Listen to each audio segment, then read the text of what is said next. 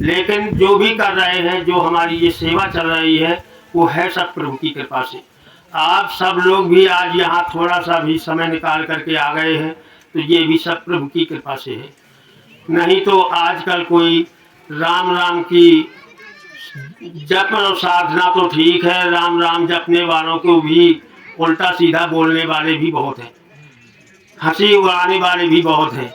लेकिन ये जो संत, जो भक्त इस राम बढ़त धर्म से राम का संकल्प लेकर के, राम बढ़त लेकर के और राम राम जप रहे हैं, ये उनके द्वारा पूछें तो ये साधारण नहीं है, ये असाधारण है।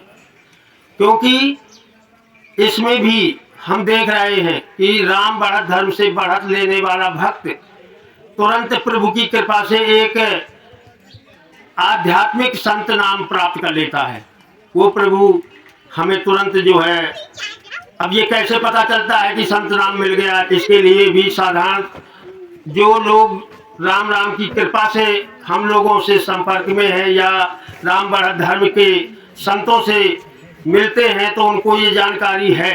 लेकिन जिनको ये कुछ भी जानकारी नहीं है तो वो तो इसको अनर्गल लेते हैं, कहते हैं इस कलयुग में अपने पूजने के लिए ये सब किया जा रहा है, ये भी आडंबर इसको मानते हैं। जबकि आडंबर ही फैला हुआ है और इस राम बढ़त धर्म में आडंबर हटाया गया है, लेकिन इस राम बढ़त धर्म को ही आडंबर मान लेते हैं। तो ये मेरा निवेदन है कि इस पर विश्वास करेंगे तो सब कुछ है, और विश्वास ना करेंगे तो ये कुछ नहीं है। चाहे आप जो कुछ समझें, ये प्रभु की कृपा है। वरना ये हमारे पास जो हम आपके सामने निवेदन कर रहे हैं, ये गुरु संदेश ही बोलते हैं। अब गुरु संदेश कैसे बनता है? ये प्रभु संदेश से बनता है। स्वयं परमपिता परमेश्वर हमारे इष्ट राम, तो वो राम लला ही हमारे गुरुदेव जी को जो प्रेरणा देते हैं, जो संदेश देते हैं, वो प्रभु संदेश गुरु जी के द्वारा हम लोगों को अवगत होता है, संदेश पहुंचाया जाता है आदेश के रूप में, उपदेश के रूप में, वह गुरु संदेश बन जाता है। और वही गुरु संदेश हम आप सबको जो बता रहे हैं, ये प्रभु की और गुरु की ही कृपा है। तो हम अपना कुछ नहीं बता रहे हैं, इसलिए कह रहे हैं, हम तो निवेदन ये करते हैं कि उस पर विश्वास कर लो। क्योंकि राम बढ़त धर्म से जितने संदेश हैं वो सब प्रभु के ही संदेश हैं। अब उस पर विश्वास करेंगे तो आपको साक्षात जो अभी तक वो अनुभव नहीं हुआ है इस कलयुग में, आपको या तो प्रकट रूप में या अप्रकट रूप में अनुभव अवश्य मिलेगा। क्योंकि ये साधना साधक की है। हमारा निवेदन है, हमारा बताना है, यदि प्रभु की कृपा से आपने ग्रहण कर लिया तो साधना फिर आपकी है। तो साधक और साध्य प्रभु राम, इन दो के बीच में अब हम कुछ नहीं है। तो वो तो या तो प्रभु जानते हैं सब कुछ, या फिर साधक जानता है। तो यहाँ हमने देखा कि उन्होंने गुरु संदेश के माध्यम से कि ये संत नाम दिया गया है, जिन राम बढ़त धर्म से जुड़े हुए भक्तों ने राम बढ़त लेकर राम राम जपा और उनको राम संत का नाम या उपाधि मिल गई, तो सबसे पहले बहुत ये दिव्य कृपा हो गई आपके ऊपर कि उन्होंने वो पारस दे दिया। वही संत नाम जो आपको मिला वो पारस पत्थर कहा है उन्होंने। अब पारस आपके पास आ गया, क्योंकि वो तो नाम ही दे दिया, पारस दे दिया उन्होंने। अब उस पारस से आप कितना चमक रहे हैं, कितना चमका रहे हैं, ये आपके कर्मों में है, ये कर्म से साधना है। तो उस पारस को जो मिला हुआ है उसको साधने के लिए केवल इसमें यही संदेश है कि आप राम राम राम राम केवल जपे, तो एक निष्ठ होकर जपे। माने राम को हमने अपने हृदय के मंदिर में अगर उनको बिठा लिया है तो फिर कोई दूसरा ईश्वर नहीं होना चाहिए, केवल एक ईश्वर। अब राम नाम या राम के रूप में हमारे इष्ट विराजमान हो गए, तो अब हमें अनेक देवताओं में नहीं उलझना है। यदि आप राम बढ़त धर्म से संकल्प लिए हैं और बढ़त आप ले चुके हैं, तो आपको ये एक पहला बिंदु है कि आपको केवल राम पर ही आश्रित रहना है। मेरे परम पिता, मेरे ईश्वर, मेरे इष्ट, मेरे आराध्य, मेरे साध्य केवल राम है। अब आप राम पर एक निष्ठ होकर के राम राम जपते रहे तो जपने की बहुत सरल विधि है। केवल अपने भावों को संभालना है, केवल राम को ही सब कुछ मानना है। अपने जीवन में जो कुछ भी है वो राम से है, अगर राम नहीं है तो फिर कुछ नहीं है। इसलिए राम पर तो राम राम इसमें जपना है, और वो भी बंधन रहे, माने इसमें किसी प्रकार का बंधन नहीं है। ना तो आपको माला लेने का बंधन है, ना लिखने का बंधन है, ना एक आसन में बैठकर राम राम जपने का बंधन है, ना कोई संख्या का बंधन है कि हमें 1001 की माला करना है कि हमें 10,000 की करना है, कोई बंधन नहीं। इसमें वहीं से प्रभु का ये आदेश है कि आज कलयुग में जो है हमारा साधक, हमारा भक्त केवल राम राम यथाशक्ति करे। जहाँ है, जैसा है, जिस परिस्थिति में है, जिस समय, ना कोई समय का, ना कोई स्थान का, कोई बंधन नहीं। अब राम राम जितना कर सकता है, अब ऐसी हालत में तो आप जो है राम राम काम कर रहे हैं तो भी कर सकते, काम करते रहो और राम राम करते रहो। कुछ भी कर रहे हैं, आप बैठे हैं, लेटे हैं, राम राम कर सकते हैं और करते रहे, और जितना कर ले यथाशक्ति, कोई बंधन नहीं। तो आप अगर 24 घंटे में 5 मिनट 20 मिनट भी राम राम कर लेते हैं, और कई बार में कर लेते हैं राम राम राम राम, फिर कोई आ गया, बात करने लगे, इसके बाद चले गए, अकेले हो गए, फिर राम राम राम। तो इसमें भी कोई ये नहीं है कि अब आपने खंडित कर दिया कि बीच में आपने राम राम छोड़ दिया तो अब नहीं है। तो वो सब राम, आपके जितने राम आपकी जीभ से निकले हैं वो सब आपके साधना में जुड़े हैं। अब कितना सरल तरीका है, नहाया है तो नहीं नहाया तो, जहाँ है, जैसी हालत में है, जिस अवस्था में, क्योंकि राम नाम ही परम पवित्र है। राम राम राम राम कहने से उसी को तो कहते हैं कि राम नाम को जो है अपनी जीभ में रख लो, इस मणि दीपक को। तो वो मणि दीपक जब जल गया तो अंदर भी और बाहर भी प्रकाश ही प्रकाश है, अंदर भी शुचिता है, पवित्रता है, बाहर भी पवित्रता है। कहे कि आप पवित्रता, जब परम पवित्र राम हमारे अंदर बैठे हैं, हमारे जीभ से चल रहे हैं, निरंतर जब चल रहा है, तो आप सदैव परम पवित्र खुद हैं। इसलिए किसी प्रकार का मन में न गिरानी है न कुछ है, केवल एक इष्ट राम को आप माने और राम राम जपें। मोक्षमूलम गुरु कृपा, मोक्षमूलम गुरु कृपा। बढ़िया, अभी मार साहब बोलते रहे और भगवान के प्रति उन्हें छपा उद्बोधन सबके लिए समझाया, और संसारी में भटकने की जरूरत नहीं है।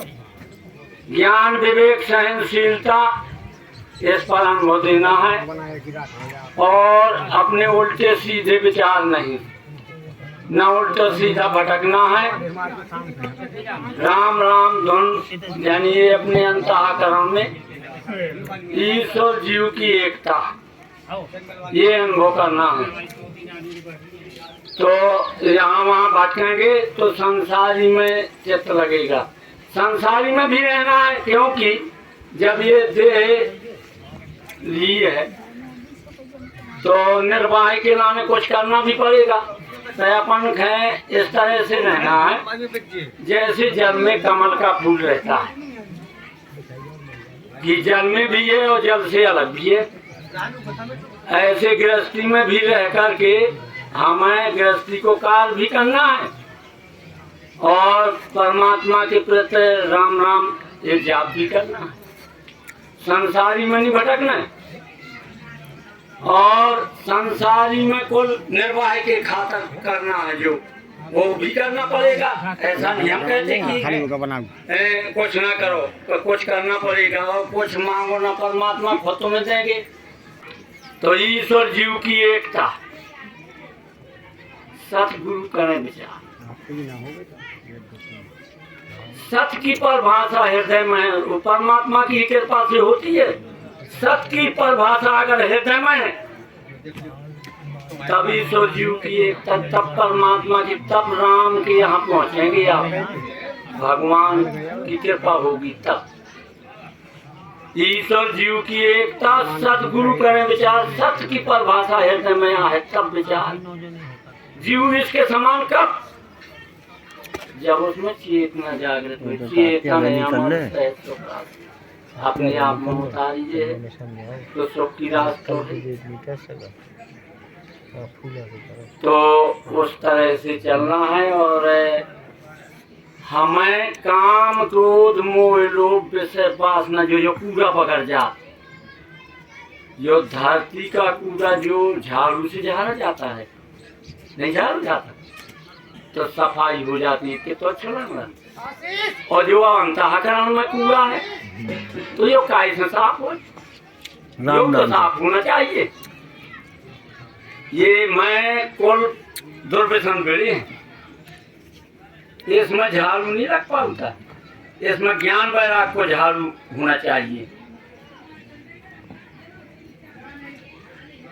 तो ज्ञान वैराग के झाड़ू से झड़ सकत। पानी एक अमोल है, जो कोई जाने बोल, और हृदय तराजू तोल कर तुम मखबार खोल। वशीकरण एक मंत्र है, तजदेव वचन कठोर, और तुलसी मीठे वचन से सुख उपजे चमोर। सत्य वचन अधीनता, पर प्रिय माध समान। इतने में हरि नाम में तो गोस्वामी तुलसीदास जी कहा कि हमारी जमानत है भैया, चल खे तो देखो, वैसे विचार तो बनाओ। राहु केतु की नाई गम्यता, संग शनिचर होत उजेरो, और जान की नाथ सहाय करे तो कौन बिगाड़ करे नर तेरो। इसी के साथ हम मैं आपके सामने मुस्कुरा से ही आए भैया हमारे राम बाबू गुप्ता जी, जो प्रभु कृपा से आध्यात्मिक नाम भी प्राप्त किए हुए हैं, संत राम घसीटा राम जी आए अपने 2 शब्दों में और उद्बोधन में कुछ अनुभव बताएं। आए।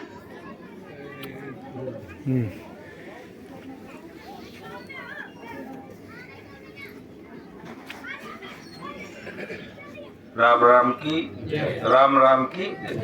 सदगुरु भगवान के चरणों में कोट कोट वंदन। बाहर से आए हुए सभी संतों को चरणों।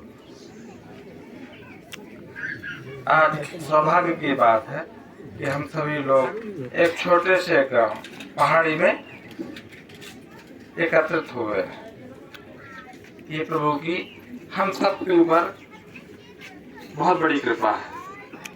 ये कृपा हम सब पर ऐसी ही बनी रहे, ऐसी आशा के साथ। भगवान के द्वारा जो गुरु जी ने मार्गदर्शन दिया है, जो ये संत नाम दिया गया, इसको पारस पत्थर बताया है। ये जो नाम है संत नाम, ये पारस पत्थर है।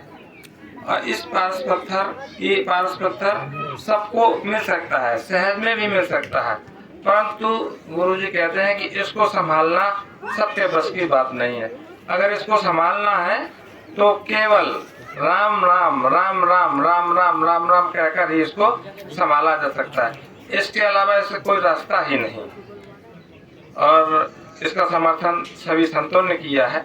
सबके मत अलग अलग भी हो सकते हैं और उनके मतों की कीमत भी है, लेकिन सभी संतों ने एक मत में राम की महिमा का गान किया है। कबीरदास जी नवधारा के संत थे, उन्होंने भी कहा है, राम नाम की लूट है, लूटत बने तो लूट, और अंत काल पछताओगे, प्राण जाएंगे छूट।